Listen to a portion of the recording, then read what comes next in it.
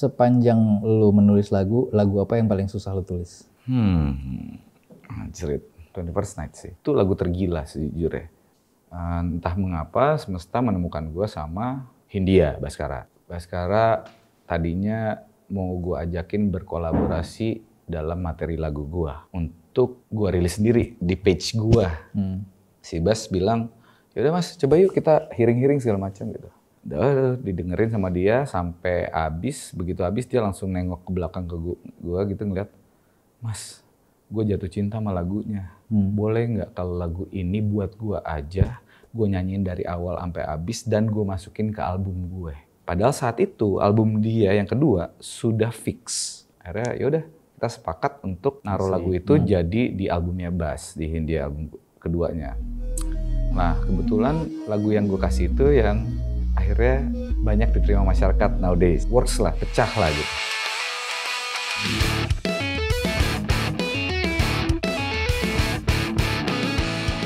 Selamat pagi, selamat siang, selamat sore, selamat malam, selamat datang kembali di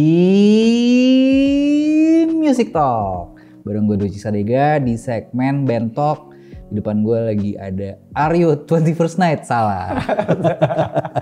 Kenapa ya embel-embel itu selalu ada? Pringgo. Yes. Ini rebranding. Apa emang dari dulu udah Pringgo? Emang nama gue di akte Pringgo Aryo Pradana. Cuman kan lu lebih dikenal sebagai Aryo. Iya, cuman emang kalau gue nge-branding nama gue dengan Aryo juga, kayaknya udah banyak Aryo tuh. Aryo Wahab, Aryo D. Adams, Aryo Bayu. Banyak banget ya. Nama Aryo tuh udah pasaran.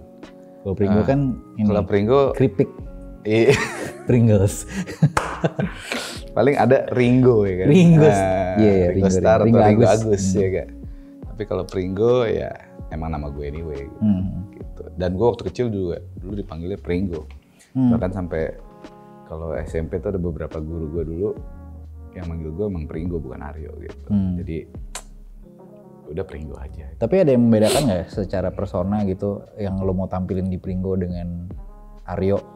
Oke, jadi sebenarnya kalau kemarin gue memakai nama Aryo dengan unit gue yang lama 21st Night itu gue sebagai drummer di sebuah band gitu bentukannya ya. Kalau Pringgo ini sebenarnya yang mau gue mau gue suguhkan tuh seorang songwriter producer gitu, yang mana memakai nama brandnya ya Pringgo gitu. Terus dan di situ lo bernyanyi juga. Nyanyi, terus main gitar juga gitu. Jadi melepas embel-embel Aryo yang main drum gitu. Oke. Karena waktu main drum juga nyanyi juga nggak? Enggak. Dikit-dikit ya sama backing doang sih. Ya backing dikit ada, cuman nggak terlalu signifikan gitu yang kelihatan nyanyi gitu. Nulis juga tapi? Nulis.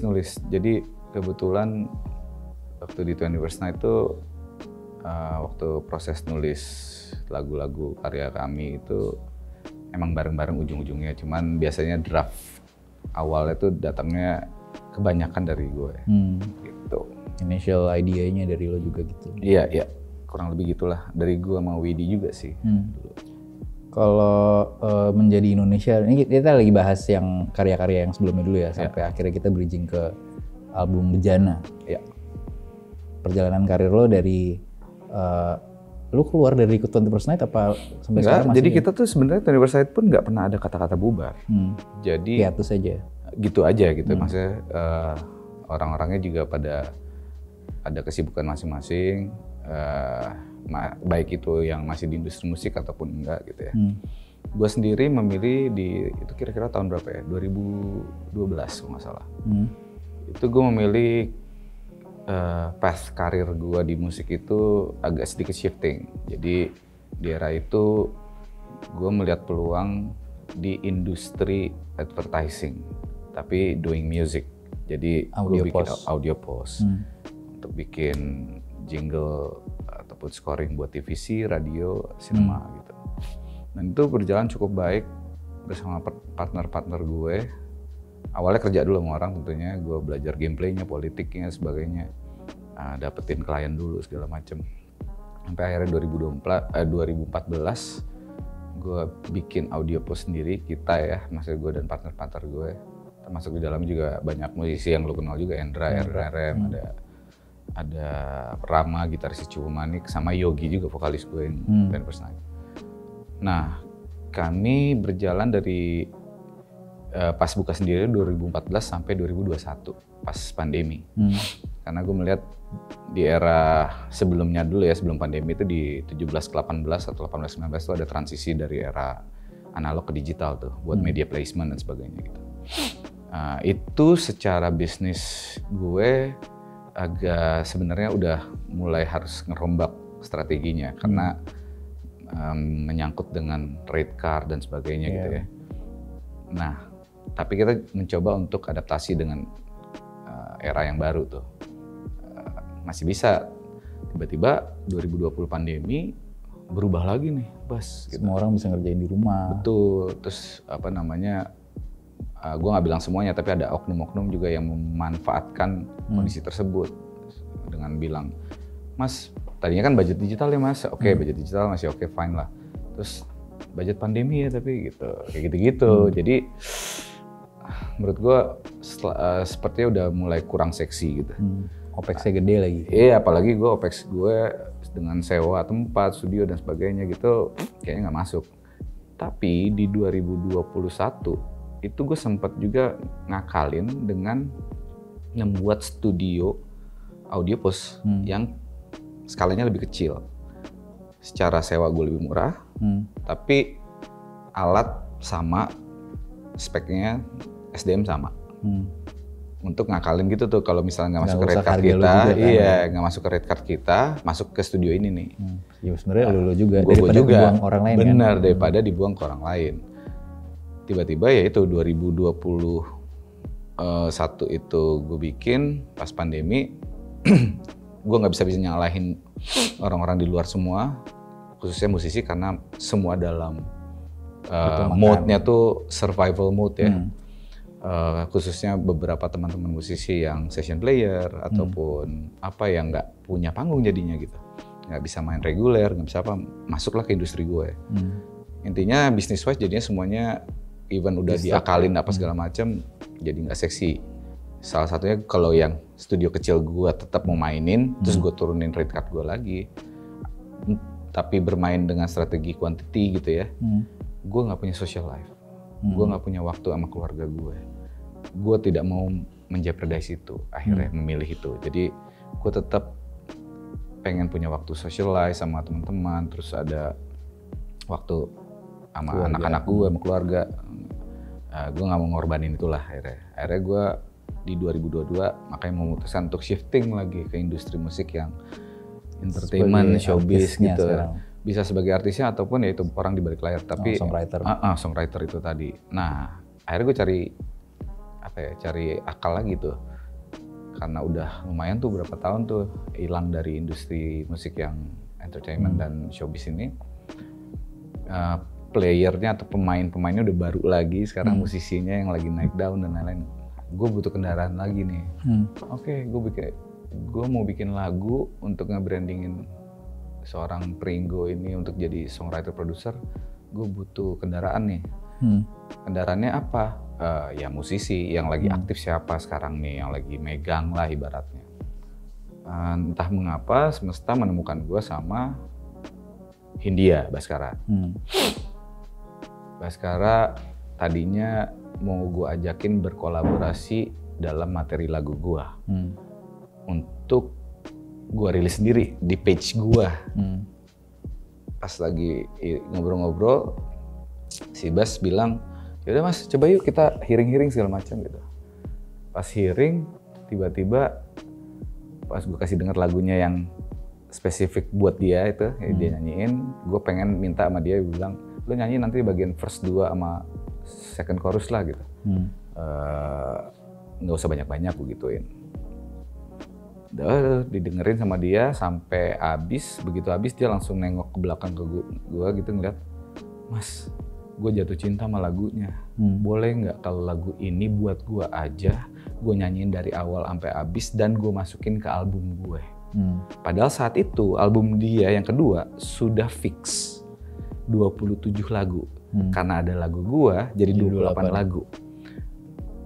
Terus gue mikir pada saat itu, oh ya nggak apa-apa. Kebetulan si India punya nama, lagi megang di among musician hari ini gitu ya. Win-win solution juga buat guanya juga, buat bassnya juga. Akhirnya yaudah kita sepakat untuk naruh lagu itu jadi di albumnya Bass, di Hindia album keduanya. Nah kebetulan lagu yang gue kasih itu yang akhirnya banyak diterima masyarakat nowadays. Maksudnya cukup bisa dibilang works lah, pecah lah gitu. Yang judulnya Kita Kesana. Jadi pas lagi lagu itu naik gitu ya, lumayan gitu. Ditambah si Bass itu akhirnya ngerilis video klipnya Kita Kesana. Sesuai dengan prediksi gue jadi ada beberapa tawaran songwriting, producing dari berbagai macam artis, baik yang udah gue kenal ataupun belum gue kenal gitu. Jadi it works gitu. Nah ditambah ketika gue mikir untuk memperkuat gue sebagai goals gue sebagai songwriter producer, gue kayaknya harus punya katalog nih. Katalog itu makanya rilis lah si Bejana. Sebenarnya adalah strategi gue untuk nge-brandingin gue sebagai songwriter producer. Jadi gue kalau sampai nantinya ada gigs, ada tawaran manggung dan lain-lain, bukannya gue nggak mau ambil, pasti gue ambil. Tapi itu bukan goals gue, itu bonus aja buat gue. Lu kalau orang minta portfolio lo dan musik lo bisa seperti apa ya ini, yes, punya katalog ya. Betul. Jadi gue justru sempat berpikir mungkin katalog gue di yang pertama itu kayak Bejana, alternatifan. Ntar yang nextnya gue pengen bikin yang misalnya city pop gitu, atau bisa juga, nggak ada yang salah gitu. Gue mau bikin kayak gitu rencananya.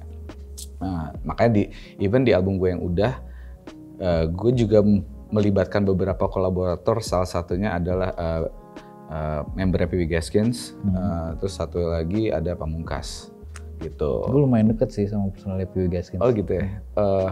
Ya gue nggak tahu sih lo kenal apa nggak, cuman dia cukup membantu dalam single pertama gue itu. Jadi ya kebetulan main bassnya lumayan yang gue cari untuk di lagu itu. Kebetulan juga nggak pakai lama langsung dapet line-nya, cukup jago lah dia. Terus suara dia biasa aja kan? Suaranya biasa aja, karena kalau dia luar biasa, guanya kebanting lah. Iya, ini gue. By the way Doci.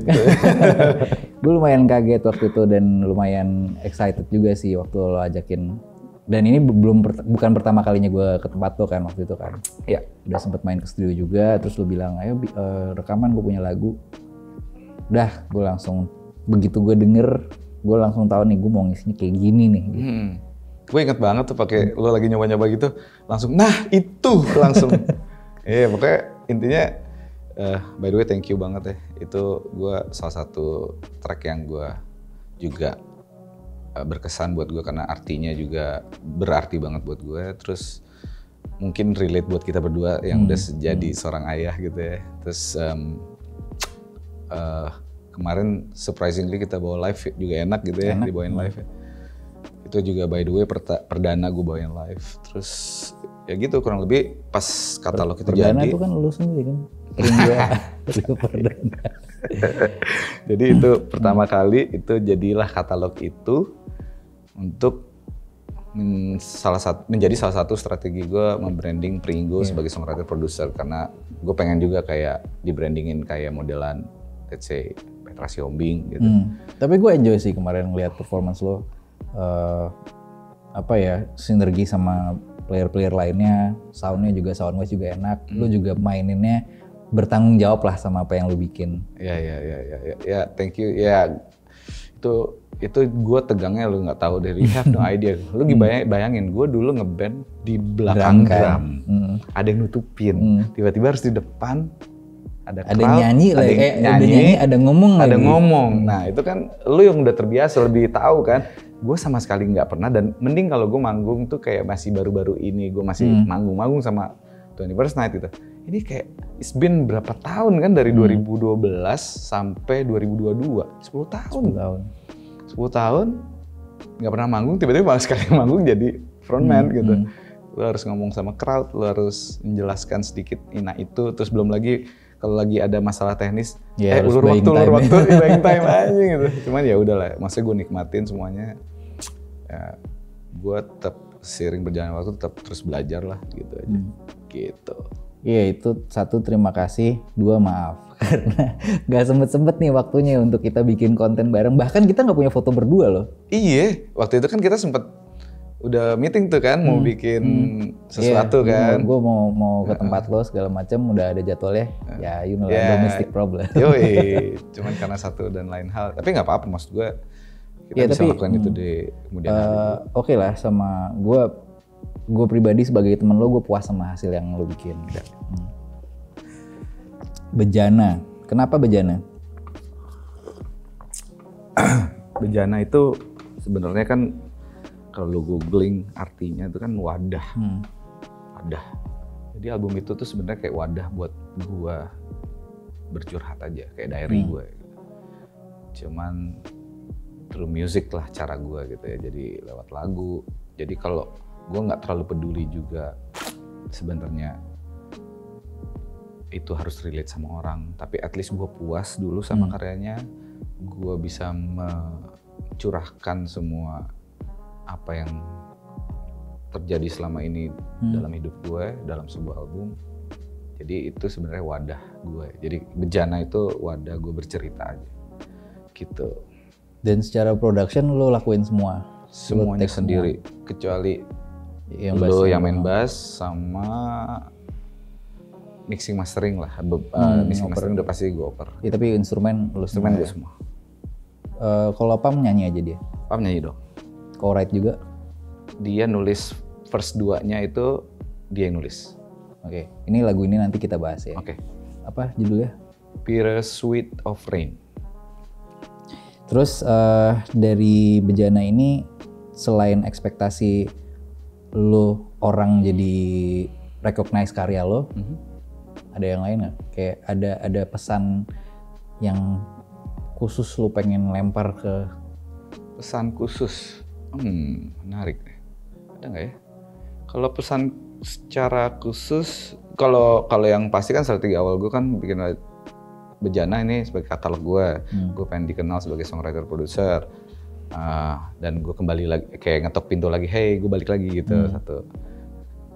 Kalau pesan khusus, paling ada pesan-pesan khusus ke domestik tadi lu bilang gitu. Pesan yang lebih menyangkut ke orang terdekat lo lah ya. Orang-orang terdekat gue gitu. Jadi kayak pesan buat anak gue. Di situ ada yang judulnya 2022, itu pesan anak gue. Lalu pesan yang emang pesan. Lagu kita kan yang itu judulnya pesan ya. Itu pesan emang buat gue dan ya, kita pernah berperan sebagai anak, sekarang kita berperan sebagai ayah gitu. Iya. Jadi shifting tuh, nanti terus-terusan tuh gitu. Terus nanti ada kita juga jadi ayah. pesan di dalam lagu, di situ ada pesan tentang apa ya? Ada yang tracknya judulnya Seperti Hujan. Seperti Hujan tuh sebenarnya gue pengen ngasih pesan ke teman-teman di luar gitu. Bahwasannya ini specifically yang namanya rezeki itu udah diatur sama yang di atas gitu. Menurut gue ya. Kita bisa berikhtiar, kita bisa mengupayakan, iya. Cuman jadi atau enggaknya itu pasti ada faktor. Lu emang disetujui emang di atas apa enggak didapat rezeki. Nah, itu judulnya kenapa Seperti Hujan, apa hubungannya sama rezeki gitu. Gue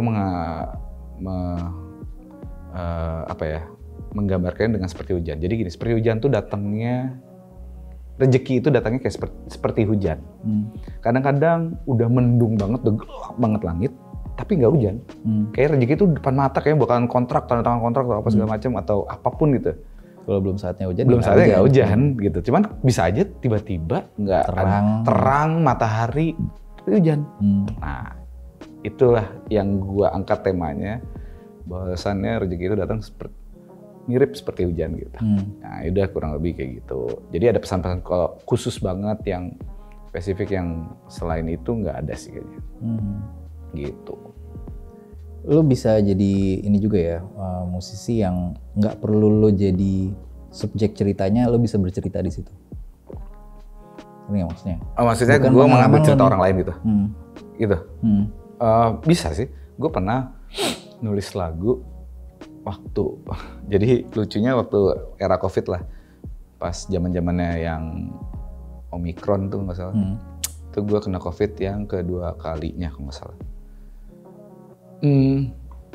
Pas kena COVID itu gue ya standar lah, lo lagi isolasi mandiri, lo ujung-ujungnya cuman kalau nggak gitaran, buka scrolling atau nonton film gitu kan. Akhirnya waktu gue lagi movie marathon gitu, dari mulai film-film yang berat sampai gue nonton lagi AADC 1, AADC 2.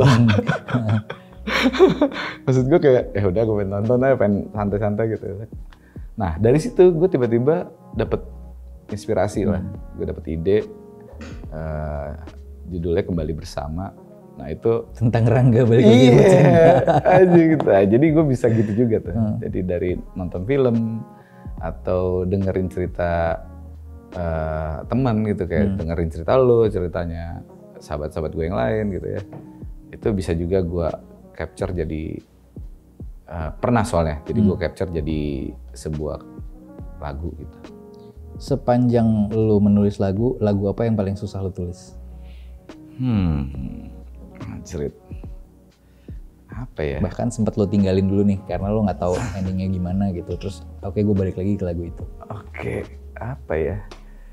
Waktu itu mungkin kalau di album, justru album 21st Night sih. Jadi ceritanya lucu nih. Itu lagu tergila sejujurnya. Album pertama, single pertama dari 21st Night itu judulnya Tergila. Itu gue yang nulis, dan itu sempat bolak-balik gonta-ganti arrangement dan lirik. Tapi somehow begitu udah semuanya jadi dan sudah final dan akhirnya rilis itu, ternyata memang itu salah satu materi yang membuat nama 21st Night saat itu juga lumayan dikenal sama banyak pendengarnya, terus udah gitu lumayan bisa stage di, kalau dulu kan radio ya, tangga nada, tangga musik ya, tangga musik di radio itu tuh bertahan di chartnya gitu ya. Nah itu lumayan lama tuh proses. Waktu pembuatan nulis pertama kalinya justru cepat, cuman bolak-balik gantinya itu yang lama prosesnya. Nah itu lucunya, ini kan lo mau umroh katanya. Itu juga gue dapetin setelah gue pulang umroh. Itu lagu. Gue ingat banget tahun 2000. Nggak, berarti ini udah jadi terus lo sempurnakan, apa ini belum ada sama sekali, lo baru pulang? Baru udah jadi. Gue belum ada sama sekali sebelumnya. Jadi 2006, kalau nggak salah gue pulang umroh, apa 2005 lupa. Itu pulang-pulang, jadi Tergila itu somehow lyric wise gue bikin general. Seperti lu sama pasangan lu tergila. Tapi kalau ini nggak banyak orang tahu, sebenarnya itu gue dapat masih euforia abis umroh. Gue lagi tergila-gila sama Tuhan ceritanya. Itu. Jadi keluarlah lirik, karya, ide tentang kecintaan gue pada saat itu, tergila-gila sama Tuhan gue gitu. Ya udah jadi tuh karya, tapi arrangementnya nggak gitu, jadi kayak terus lirik wise juga masih terlalu spesifik, kurang general. Terus untungnya itu gue udah bolak-balik, anjing mentok, adalah masanya kita mentok gitu kan, gimana ya nih refnya apa segala macem, copot pasang verse yang beda-beda gitu, nggak dapat sampai akhirnya gue tinggalin, gue coba kejar ngerjain materi yang lain dulu.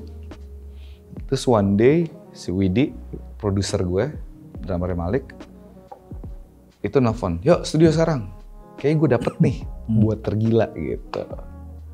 Pas datang studio, tapi dia dapat arrangementnya, tapi belum dapat liriknya gitu. Pas gue dengerin gitu kayak anjing ini Wid, nah iya, iya bener kan. Terus Widi ya juga sebagai produser kan dia salah satu orang jenius juga kan ya. Jadi gue kayak anjing udah lock ini udah bener gitu. Tinggal gue cari liriknya saat itu. Ya udah, dari situ Widi udah ngasih denger. Hari itu juga karena arrangementnya gue suka, moodnya balik gitu ya ke lagu tersebut, ngalir aja tuh liriknya, set, jadilah liriknya Tergila yang udah rilis kemarin di 21st Night gitu. Tapi lagu itu surprisingly menurut gue one of the hardest lah, paling susah. Tapi rewarding lah ya. Iya, rewarding, alhamdulillah. What's next? Udah tahu mau bikin city pop kah atau apakah? Nextnya ini paling nggak ya, kalau gue nggak usah terlalu muluk dulu, gue masih di fase pengen banyakin media visit dulu, lalu gue juga pengen supaya lebih luas ya. Si Bejana ini masih banyak yang belum diekspos juga. Terus udah gitu gue juga udah ada plan, ada obrolan sama pihak ketiga soal showcase. Pengen ada showcase dari Pringgo Bejana ini untuk memperluas brandingannya gitu ya. Terus gue juga kebetulan yaitu balik lagi karena ada orderan sebagai produser, ada beberapa upcoming project yang akan gue lakukan, baik itu artis independen ataupun artis major label gitu yang akan segera workshop. Tapi untuk Pringgonya sendiri, gue rasa gue masih di fase itu tadi. Gue bilang media visit sama showcase. Dan kalau kita ngomongin ke ranah produksian atau what's next untuk albumnya, sejujurnya kalau plan gue itu udah ada tuh kebayang. Bahkan ada beberapa materi yang sudah ada, sudah siap gitu ya. Emang arahnya itu tadi, city pop tadi. Tapi mungkin ini masih mungkin, kemungkinan nggak semuanya, nggak mayoritas gue yang nyanyi.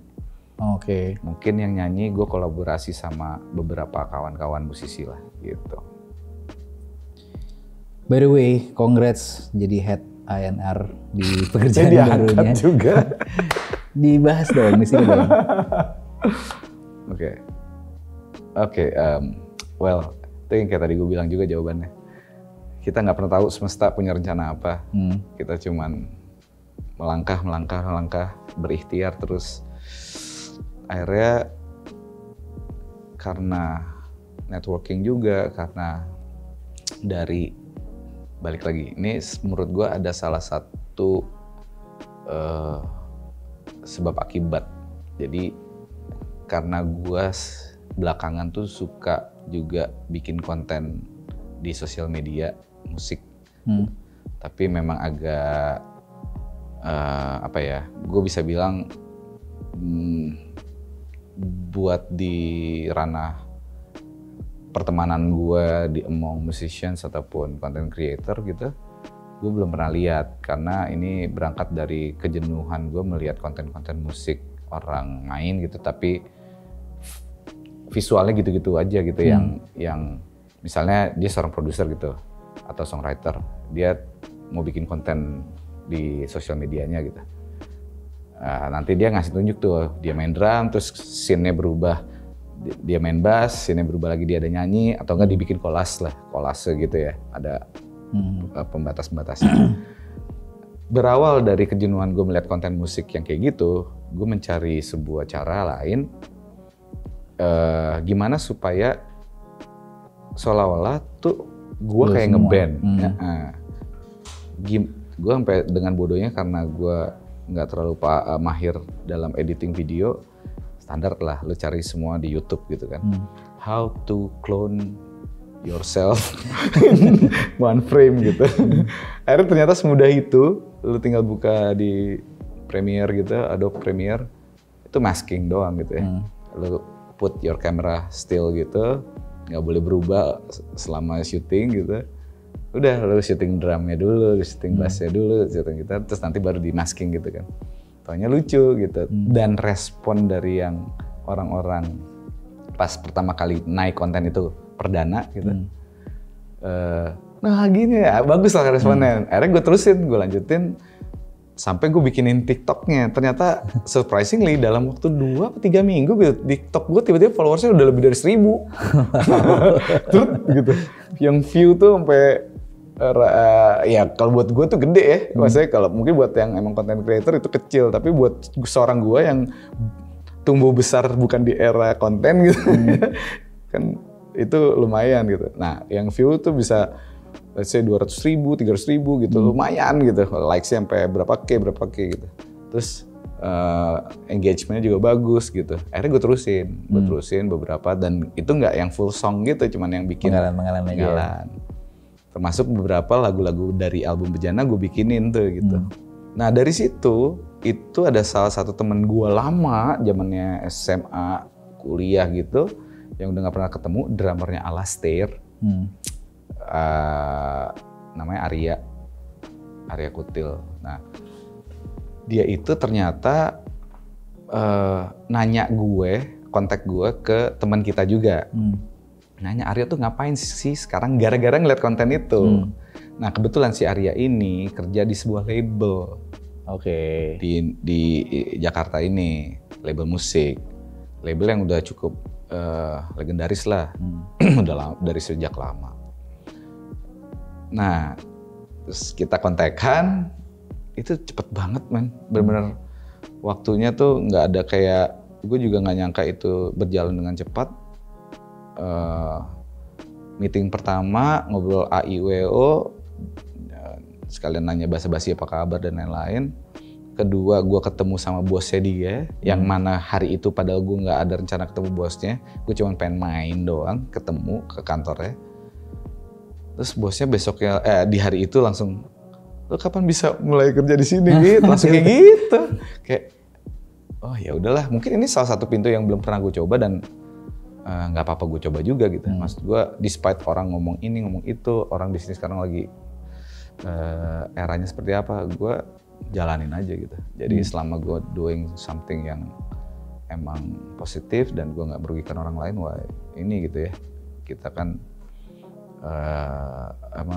apalagi gue udah firm banget bahwasannya, gue bilang gue pokoknya pengen bekerja sampai hari tua gue nanti di industri musik gitu. Nah, gitu, kurang lebih kayak gitulah ceritanya.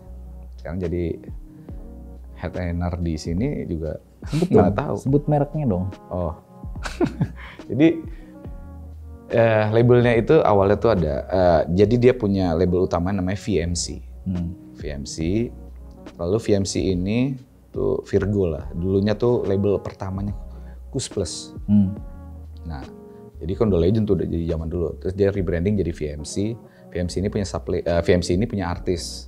Artisnya itu yang udah ada di dalamnya ada Marcel Siaan, lalu ada Armada band. Ini yang mainstreamnya rata-rata. Ada Bams X Samson. Terus ada Shanti. Lalu ada Vicky Shu, lalu ada Aura Kasih. Nah itu artis di label VMC yang mainstreamnya. Lalu dari si VMC ini dia bikin sub-label namanya Orca, dan satu lagi Rebel Rabbits. Nah yang Orca itu buat yang sedikit side stream. Contoh Oslo, yang Oslo Ibrahim, lalu ada Romantic Echoes. Dulunya Romantic Echoes full sign di situ, cuman sekarang jadi booking agent secara eksklusif. Itu Romantic Echoes. Lalu ada juga namanya Eros Cokro, dia solois juga. Lalu ada yang akan rilis tuh namanya Ryan dan Tommy, ada Abe juga, ada beberapa lagi lah yang baru desain gitu yang akan rilis di 2025 ini. Lalu di Rebel Rabbits itu buat musisi yang kita pengennya skalanya lebih bisa mencakup nggak cuma lokal tapi bisa internasional. Jadi punya standar yang cukup lebih, benchmarknya tuh minimal yang pasti lagu bahasa Inggris, udah gitu quality audionya juga lebih skala internasional lah gitu. Secara arrangement juga di situ udah ada artisnya baru satu namanya New Wave. Nah itu akan juga rilis di 25. Betul. Nah sekarang gue lagi di situ sebagai A&R dan akhirnya skill gue sebagai produser dan songwriter juga kepake di situ. Jadi ada kendaraan. Bahkan kalau di sini udah ada artisnya nih, bisa gue kulik tuh dari yang mainstream atau side stream atau yang si Rebel Rabbits itu gitu. Jadi kurang lebih kayak gitu. Berarti lo head A&R untuk 3 ini? Iya. VMC, Orca sama Rebel Rabbits ya? Iya, betul. Oke, habis ini kita ngomongin spesifik lagu lo di Track Talk. Buat yang baru nonton, dengerin Ringo album Bejana.